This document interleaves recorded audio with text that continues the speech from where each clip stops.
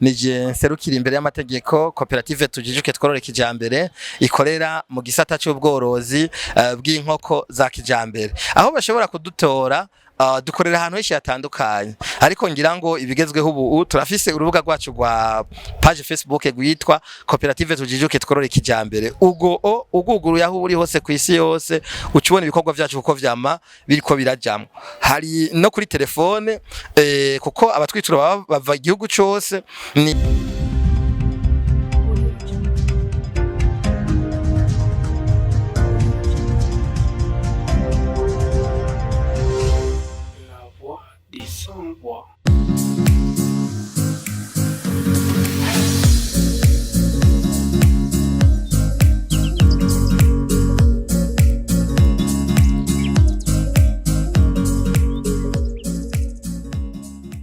nitwa Barutwanayo Jonathan nije nserukiye imbere y'amategeko koperative tujijuke tworore kijambere ikorera mu gisata cy'ubworozi bw'inkoko za kijambere aho turaborozi tworoye inkoko z'ubwoko bwa kijambere tukagurisha imiswi turabundikiriza dufite amashini abundikira tukigisha abantu korora inkoko kijambere ubuhinga umuntu ashobora kororamwo kugira ngo azorore neza nkuko uwazikoze yagombye ko zororwa kugira kandi aronke umusaruro izijya nkuko zitanga iyo zorowe uko twigishije tukagurisha ibitabo biri mu buhinga bwo korora inkoko kijambere tugafita bimwe bita amafarmasi veterineri tudandaza imiti y'ibitungwa tukadandaza indya z'inkoko tukadandaza ibikoresho byose byo mu nzu y'inkoko ivyo nivyo bikorwa koperative yacu ikoreramo inyigisho twariko turatanga uno munsi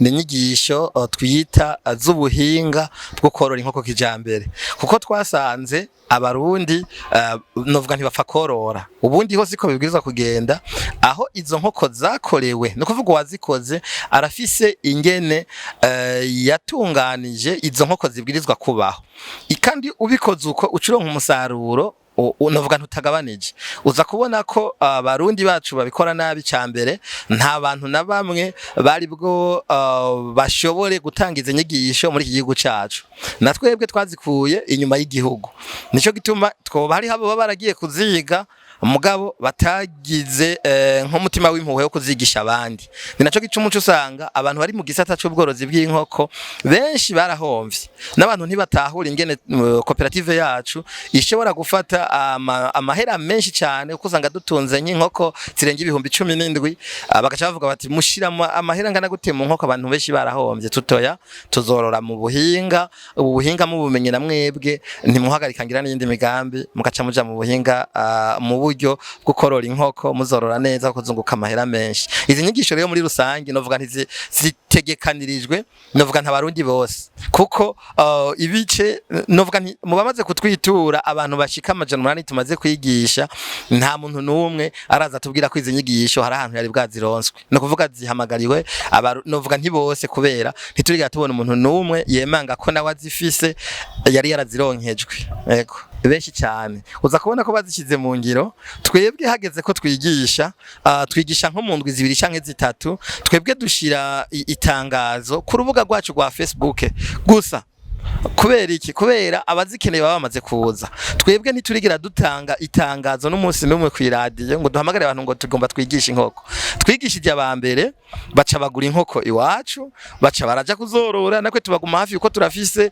igisata cyacu kijya gufasha aborozi iyo bari mu gihugu cyose aho uburi udukeneye warugura inkoko iwacu barakoreka inyigisho turagushigikira abo nyene kubera babonye ingene tubikora neza twabigishije neza tukabaye inkoko nziza bakaba batanguye kubona umusaruro abo nibo baturungikira abandi no kuvuga ko ibikorwa byacu vyamaze novuga ntivyamaze kwera uko usanga nko mu ndwi 2 nk'ubu turiko twigisha abantu 86 kandi abo nta tangazo ryahabaye nabize baturungikira abandi ubu turiyumvira ati dutanze amatangazo twava tubura naho tubashira ibikorwa byacu biramaze kwigaragaza ko benshi ziriko zirata abandi zatanguye kuja ku isoko abo twafashije twebwe twe turafise umugwi wacu navuga nti uri novuga nturi igihugu cose kuko abo bantu baguma barindiriye itelefone gusa. Novuga nti y'umunwanyi wacu umworozi ahari hose atubwiye bigoranye, turafise na nimero yitabwako n'umworozi. Novuga nta masaha yose na saa 8 z'ijoro bihamagaye irakwishura, irakora no kuri WhatsApp, naho inko kibigwaye urashira ku ifoto, naho uri kuragura imiti turavuga ati rondera usuku nuku.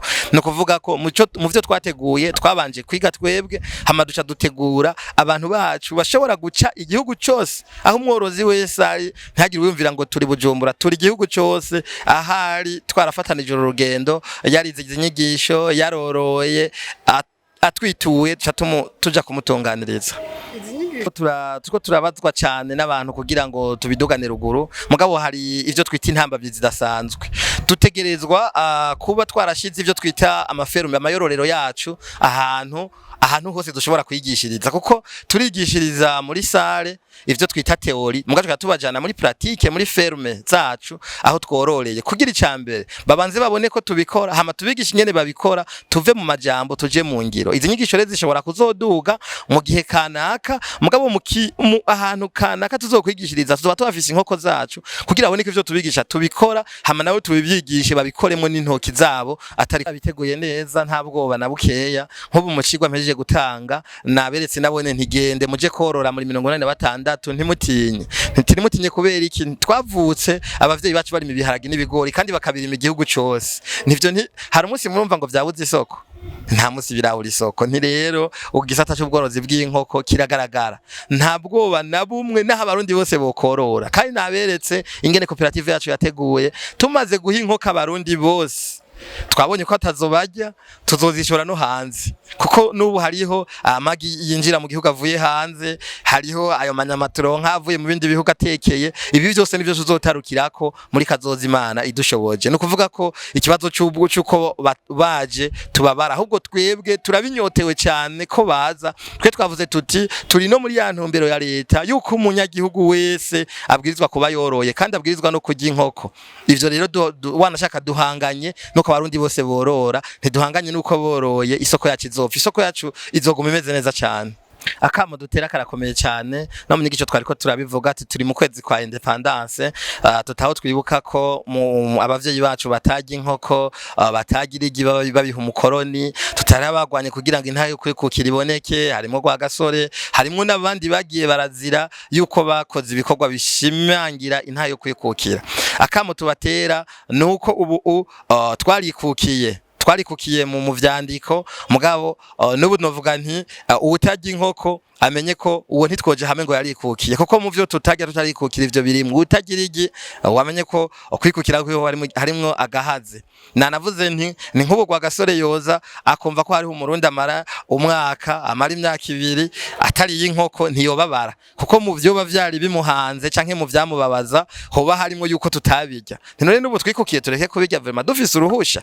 No kuvuga kamo tubatera no kuja korora, akamo tubatera no kunoza ifungura. Tunababwira ati ntimugabire umukuru w'igihugu. Umukuru w'igihugu yavuze ati inkoko iravyara inka. Ivyo vyonyine bisigura yuko mu Burundi twari tuzi ko inka ari ikomeye, kuko inka yari inka yitwa umugeni, inka yitwa ibintu vyiza vyose bibaho. No kuvuga nti ni nka kagohe abakeburiye abarundi, abimwe bavuga ati amasi ya kera ntagiho mu rutaro. No kuvuga ubu hagezweho inkoko kugira ngo dutere imbere. No kuvuga twababwiye tuti ni murabi ivyo twabayemwo, izo nka mwarazoroye muga ntimwateye imbere. Tuti ibigo byashoboye kutwigisha twebwe aho hanze twashoboye kwiga, twasanze umuntu yoroye inkoko ari umuntu yubashwe, ari n'umuntu ubutunzi bwiwe babugeze kure. Titwaroroye inka muga ntitwateye imbere. Igihugu cyacu cyaranzwemo inka nyinshi muga cyagumye kija mu bukene, imiryango yacu yagumye mu bukene. Nimuze tworore inkoko iravyara inka, ikavyara n'ibintu byinshi bindi bikurikira.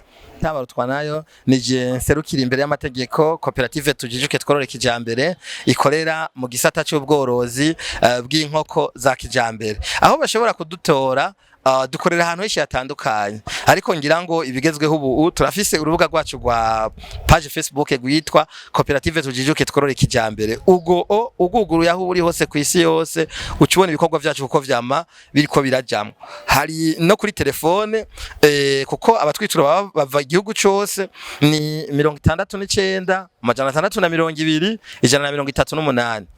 mu gifaransa ni 69 620 138. Iyi nimero nyene irakora no kuri WhatsApp, kandi iyi nimero ikora urudaca. Abari Bujumbura barashobora kuza mu Carama habisi zikatira, niho dukorera. Baja ku Musaga barashobora kutubona, no kuvuga dukorera ahantu henshi hatandukanye, ariko twibaza ko bakoresheje telefone bashobora dutora, tukabaha ingene badutora vyoroshe.